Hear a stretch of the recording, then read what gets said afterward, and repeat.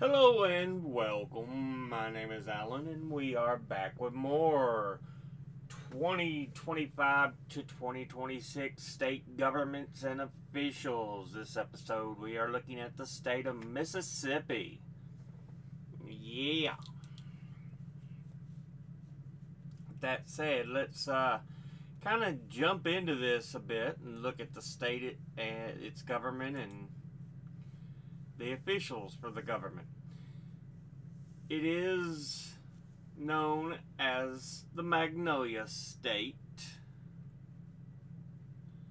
Capital city is Jackson, which is also the largest city in Mississippi. So, yeah. With that, let's take a look here.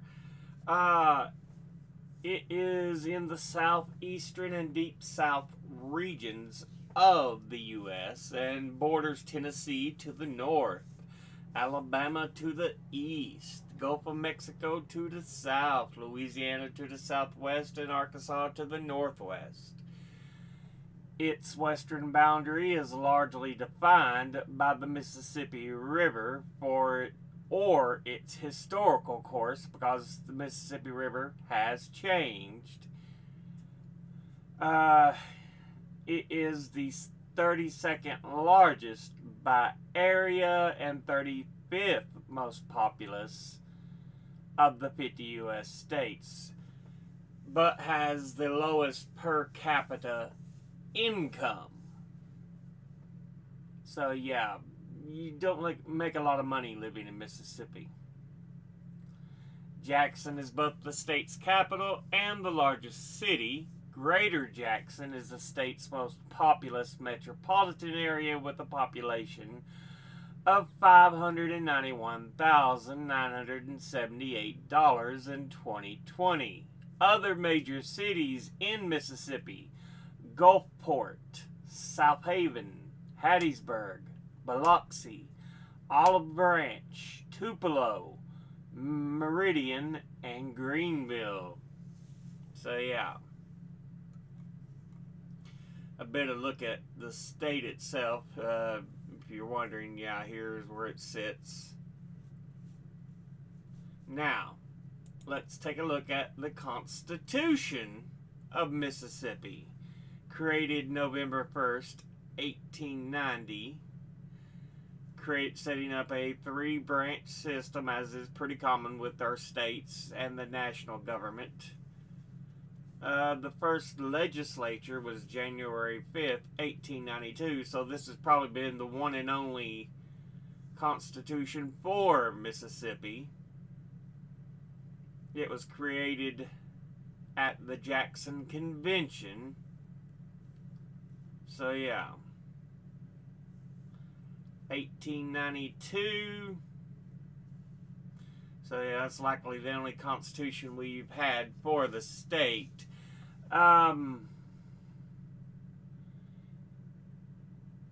Let's see. Its original constitution was adopted at the Constitutional Convention held at Washington, Mississippi, in advance of the western portion of the territory's admission. Okay, so it's not the only constitution. The first one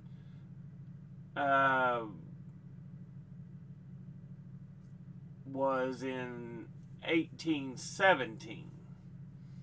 The current 1890 Constitution follows the Reconstruction period post-Civil War. It's been amended and updated 100 times since its adoption in 1890.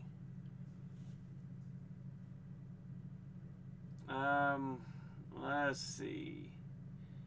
Altogether, it's had 4 constitutions. First one, 1832.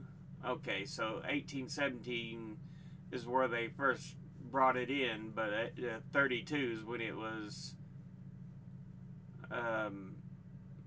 used in 1817, but used till 1832.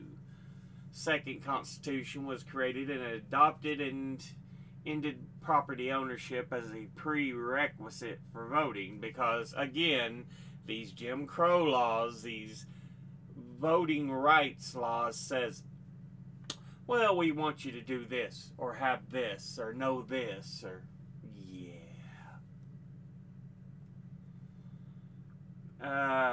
but because property ownership also limited many white males, it was kind of gotten rid of. At the time, it was limited to free white males.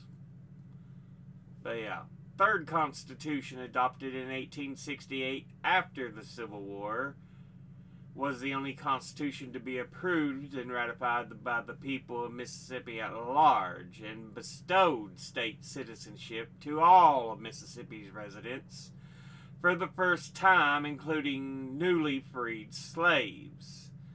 Fourth Constitution adopted in 1890. So they're on Constitution number 4.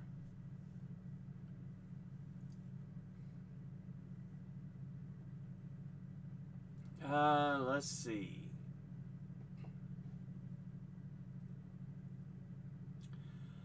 But yeah, short look at Constitution history in Mississippi. Let's go ahead and look at the government here. It has its government distributed by the state's constitution between executive and legislative branches. Although there is a judicial branch, apparently it derives most of the ability between executive and legislative. Mississippi is one of only 5 states that elects its state officials in odd number years, others being Kentucky, Louisiana, New Jersey, and Virginia. See, I did not know the others. I knew New Jersey and Virginia because those are most commonly heard because they actually are more centrist to left, while the others are pretty deep red, and it's usually figured that they're going to stick to Republican candidates. So, okay, it's interesting to know that they vote for anything except federal offices in odd number years.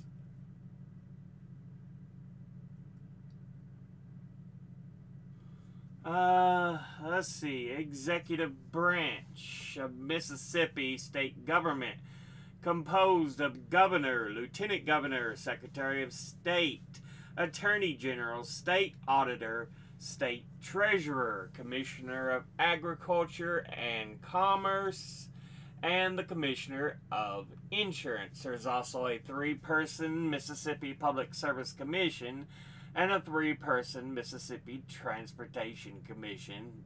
And the leaders of all these offices are popularly elected to 4-year terms. All can be re-elected continuously with the exception of the governor and lieutenant governor, who can only serve 2 terms consecutively, back to back.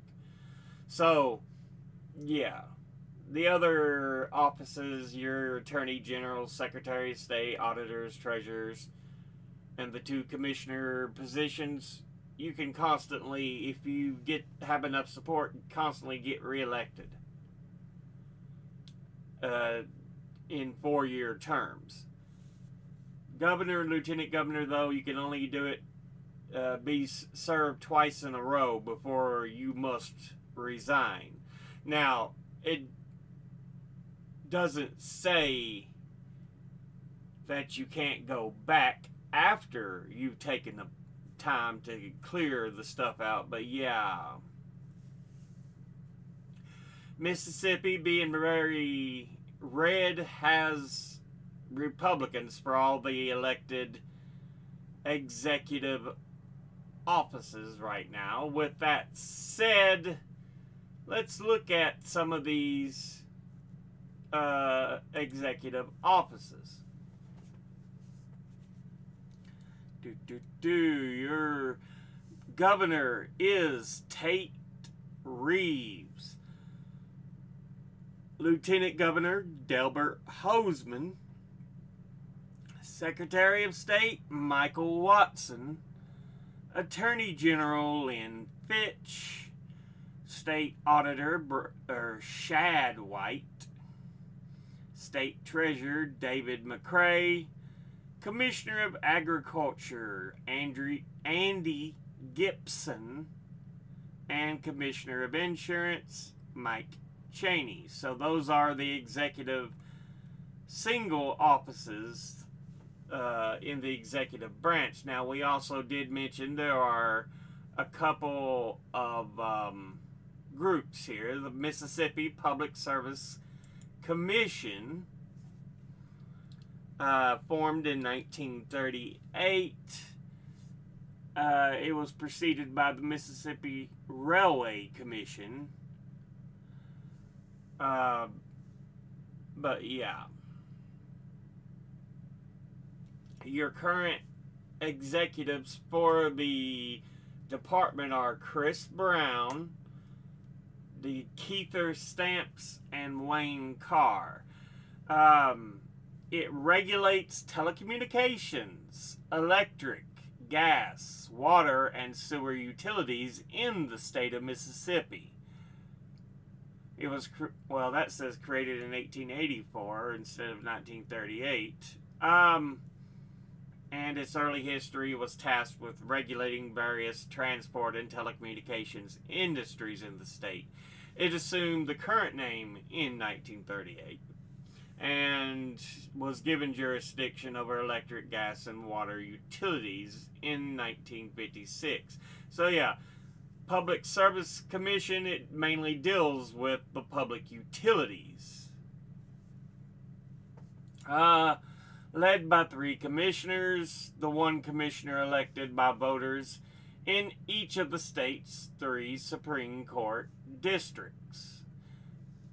So yeah, which district you are in is what commissioner you vote for, whether it's northern, central, southern, which is what the districts are. The commissioners serve 4-year terms. So yeah.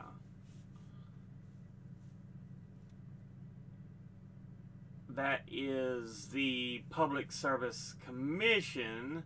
Now let's look at the Transportation Commission, formed in 92, it says. Your current executives being John Caldwell, Willie Lee Simmons, and Charles Busby. It is responsible for overseeing the Department of Transportation, overseeing the transportation industry, and formulating state transportation policy. It is the only popularly elected state transportation board in the United States. So there may be other transportation boards in the United States, but it's the only one that is elected by the people. The others are appointed.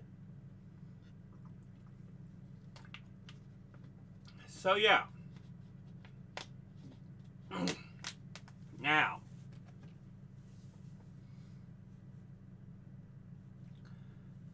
let's see. I think, yeah.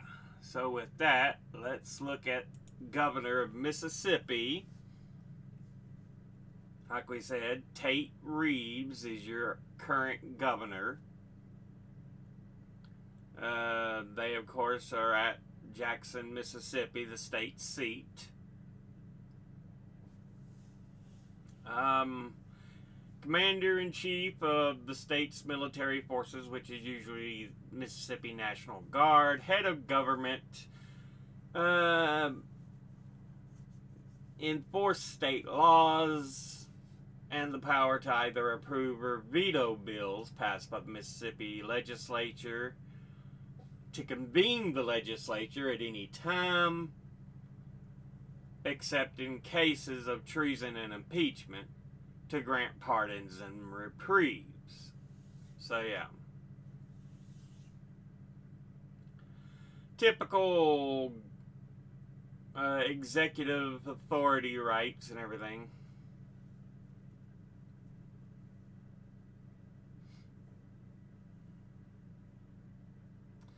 he gives a speech to the legislature, which is called State of the State. Think of nationally when the president gives what's called the State of Union address. Same thing for the governor, except it's to the state of Mississippi in front of the legislature. So, yeah. Now, with that, let's look at a list historically of governors of Mississippi. When it was first a territory, which it was back in 1798, the first governor of the territory of Mississippi was Winthrop Sargent, who was appointed by John Adams. Next was William C.C. Claiborne, who was appointed by Thomas Jefferson. Then Robert Williams, who was also appointed by Jefferson. And finally, David Holmes, who was appointed by James Madison. Then, Mississippi became a state in 1817, and David Holmes would become the first governor of the state. So he'd go from being the last governor of the territory to the first governor of the state. Then George Poindexter, Walter Leake, Gerard Brandon, David Holmes again. So apparently he was quite popular as a governor. Served 5 terms as a U.S. congressman from Virginia's 2nd District, and later was important in Mississippi's development as a state, being governor territorially and governor elected of the state twice. There's Gerard Brandon for a 2nd time. Abram M. Scott. Charles Lynch. I don't think we had a Charles Lynch before. Nope. Okay, then Hiram Runnels and John A. Quitman. There's Lynch again, but yeah. So, yeah.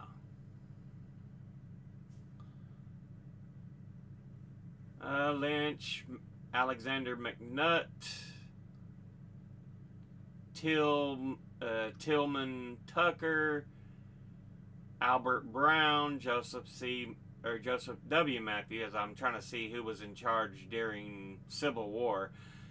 John Quitman, John Isaac Guillen, James Whitfield,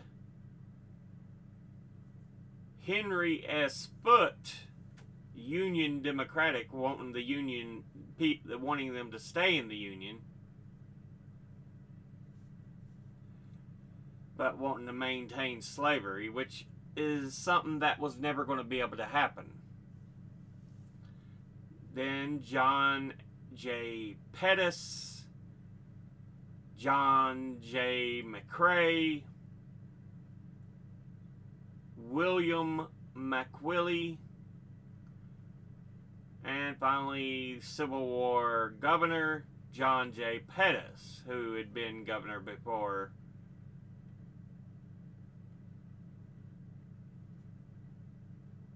But they also had a second one during the war, Charles Clark. But he would be arrested and removed, I guess, because he was sitting governor after the end of the Civil War.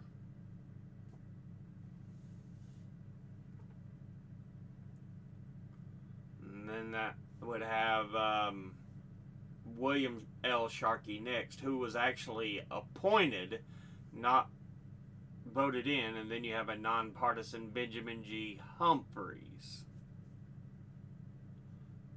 Adelbert Ames, and then you get into Republican members after the end of the Civil War and all the Democrats.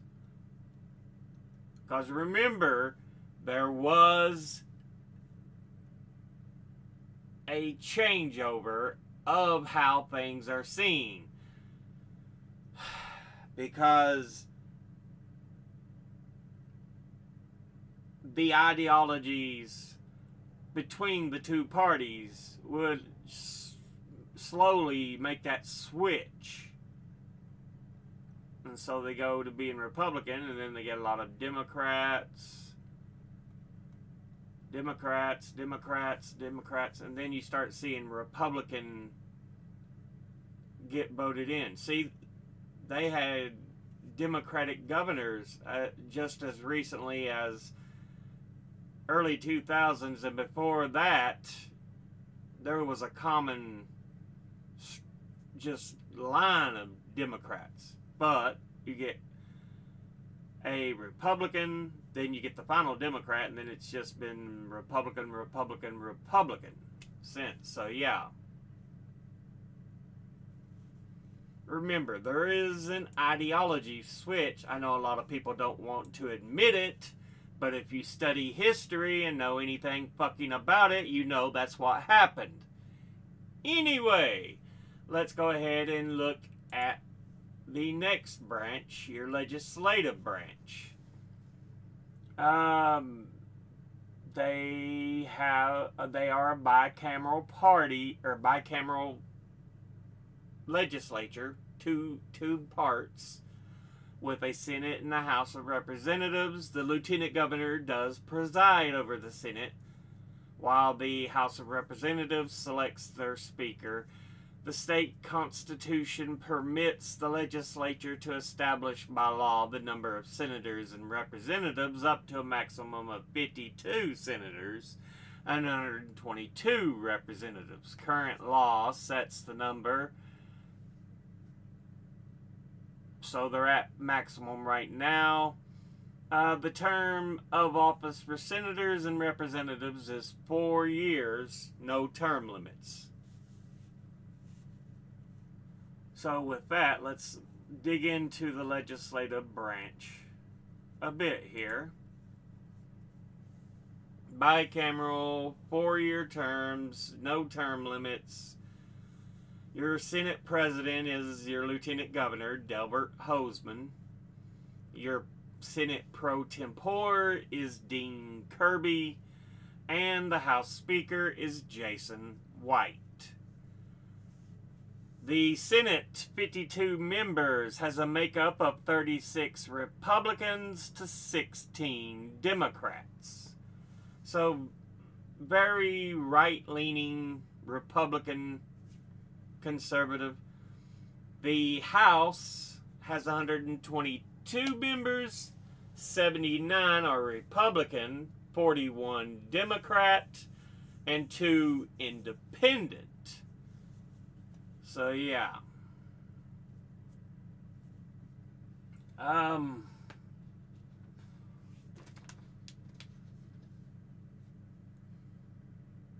Pretty similar changeover, although I think there's slightly less in the Republican difference, because you've got just a smidgen more Democrats and you've got the independents.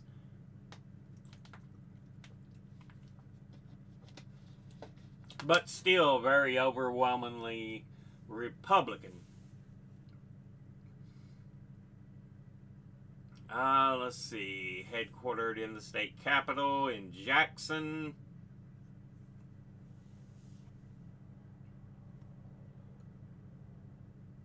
Let's see.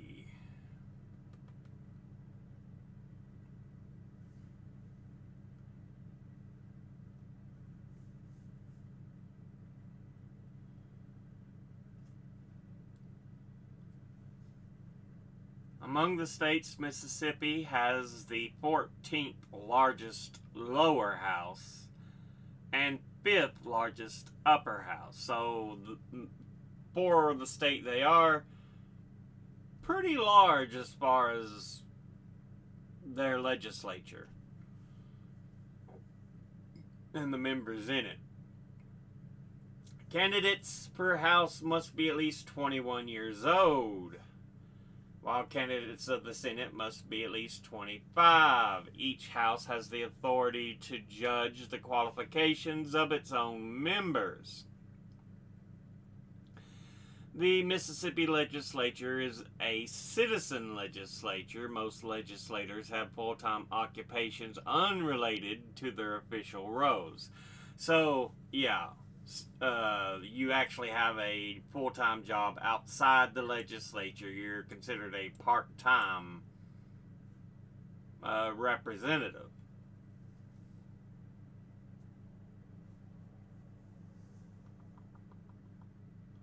Let's see.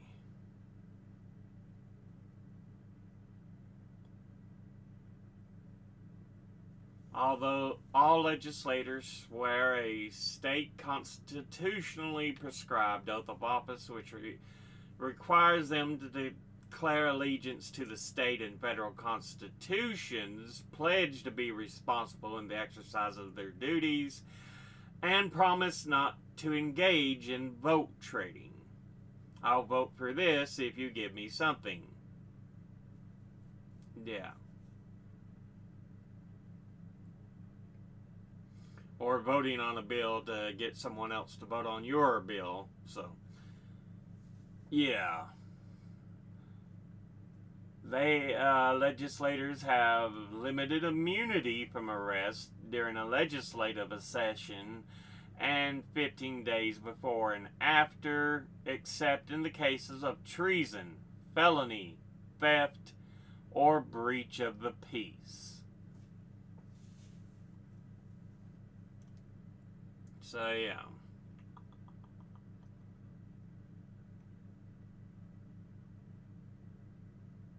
Of course, they make state laws and craft appropriations to fund the government.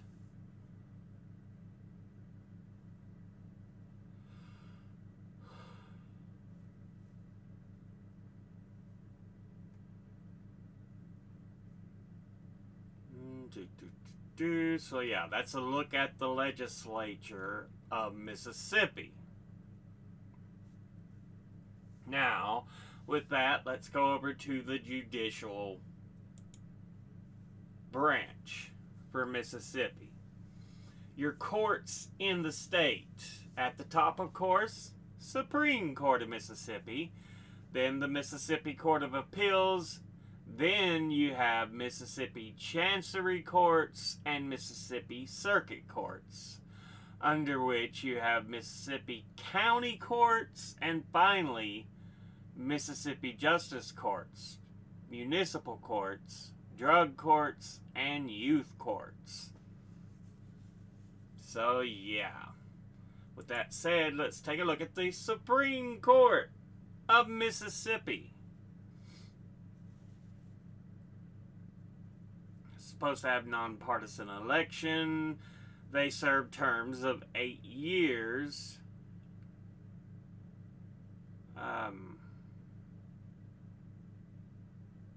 So yeah.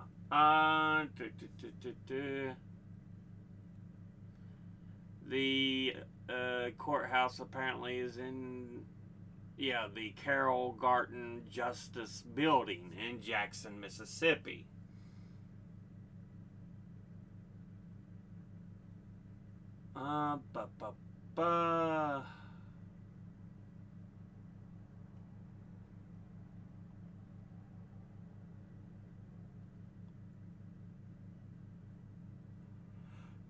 Lenore L. Prather served as the Supreme Court's first female justice from her appointment in 1982 and as its first female Chief Justice from 1998 until she retired in 2001. Reuben V. Anderson served as the first black justice from 85 until 1990. So yeah. The Supreme Court of Mississippi is the court of last resort when dealing with state laws and issues. It can be sent to the U.S. Supreme Court when it's dealing with federal statutes and stuff. But yeah.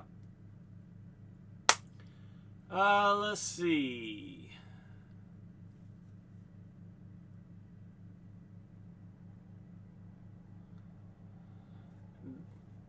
The Supreme Court has the original jurisdiction over legal cases arising from actions taken by the Mississippi Public Service Commission, its utilities keepers, to alter utility rates, and in investigating instances of judicial misconduct.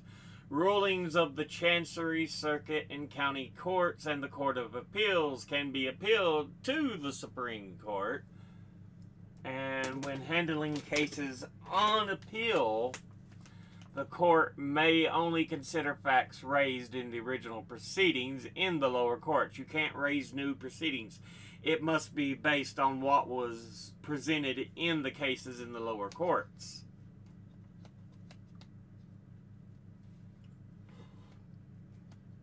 State laws give the Supreme Court direct appellate jurisdiction over cases involving capital punishment, municipal annexation, bond issues, election disputes, judicial disciplinary affairs, certified questions from federal courts, and laws found unconstitutional in lower courts. So when you get to those kind of issues, it's like, this just goes straight to the Supreme Court. They have that's where it directly appeals to.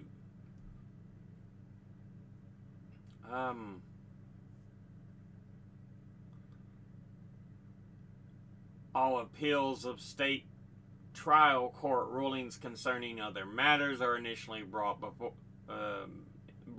the Supreme Court, which can then reassign them to the Court of Appeals at its discretion to kind of take a lot of the caseload off.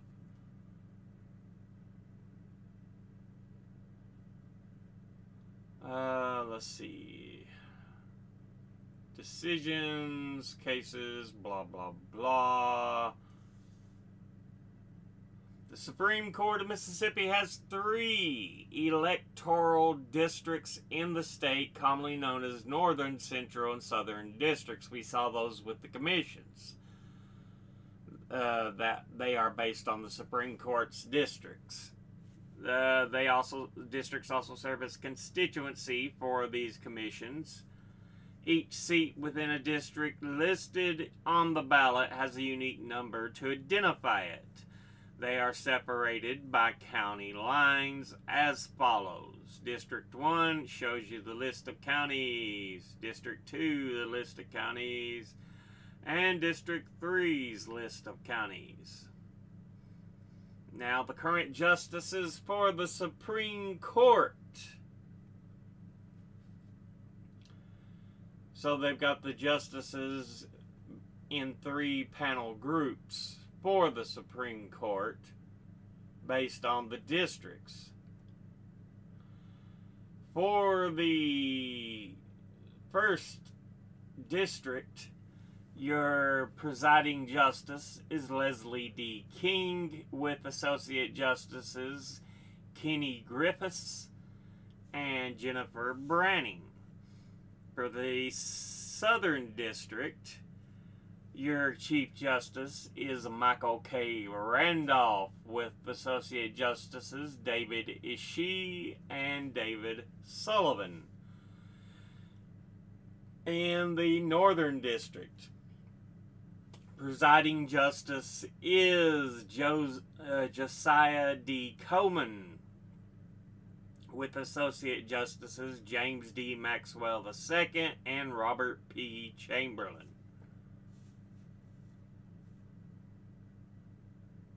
So that's interesting.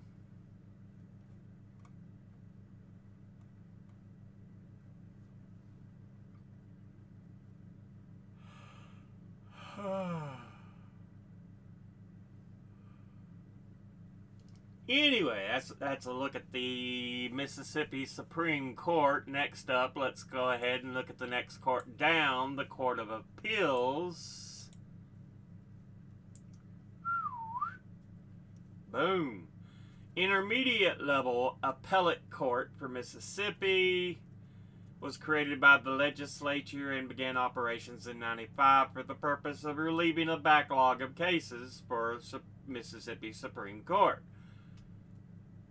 hears and decides appeals from various trial courts in the states, and is sometimes assigned courts to it by the Supreme Court, and generally concern issues in which the law is already settled but the facts are in dispute. Thus, contrary to federal procedure, Mississippi does not protect the common law right to a trial by jury, since it permits appellate review of facts found by a jury.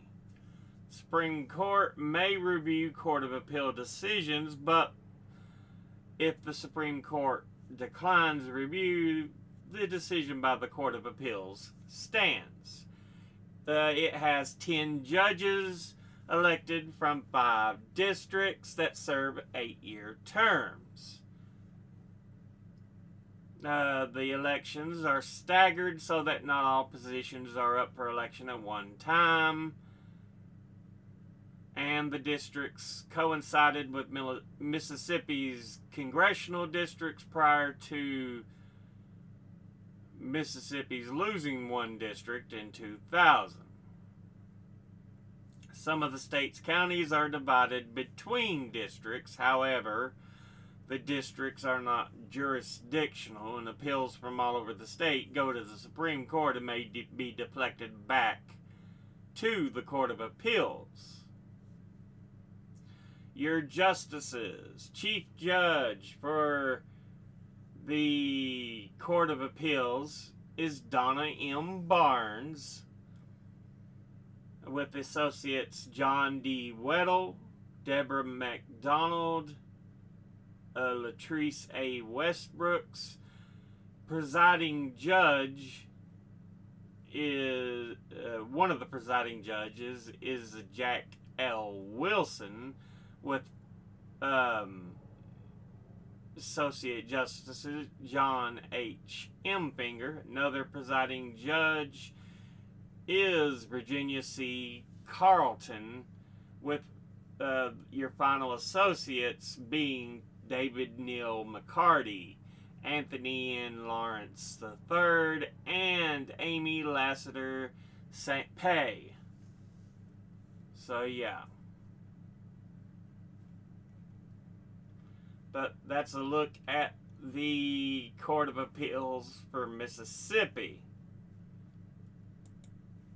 And finally, the last one we have available is the Chancery Courts, which I think is like your circuit courts. But yeah, you can see the districts for the Chancery Court, how they're kind of weirdly divided up here. Anyway, they are courts of equity and also have jurisdiction over family law, sanity hearings, wills, and constitutional law. In counties with no county court, they have jurisdiction over juveniles. Typically, trials are heard without a jury, but juries are permitted. There are 20 districts for Chancery Court. The judges are elected every 4 years in a nonpartisan election and are required to have 5 years of experience as a practicing attorney, be at least 26 years of age, and have lived in Mississippi for at least 5 years, and within the court's district. And they show the counties covered by the districts here. So yeah, look at the Chancery Courts. But like I said, kind of like your circuit courts, district courts, because then, well, there's circuit, but below it are county courts, so it's kind of district courts. Anyway, this has been a look at the government and officials for the state of Mississippi. We'll go ahead and end this episode there. As always, educate thyself. Think, read, study, learn. Someone tells you something You have trouble believing, ask them to cite their sources. I'll be putting my links and sources in the description box below the video. Thank you all for watching. I'll see you all in the next one. Until then, later.